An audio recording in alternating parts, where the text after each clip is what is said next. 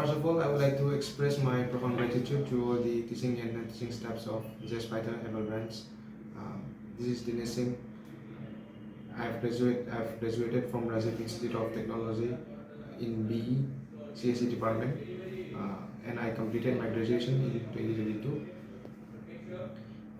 And I've joined JSpiders in the month of August, 11th of August 2022, right after my graduation.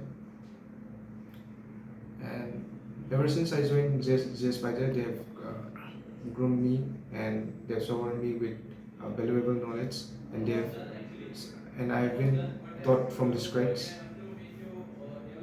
Thanks to all the faculties, Anupama ma'am, Rahul sir, Uma sir, and Subramani sir. And today I have got placed in Mobili Infotech Private Limited. All thanks to JSpiders Hebbal Branch. And if you are looking for a platform where you want to build a career on web development, then I recommend JSpiders Hebbal Branch. This is this is a no-brainer for you to build your career. Thank you.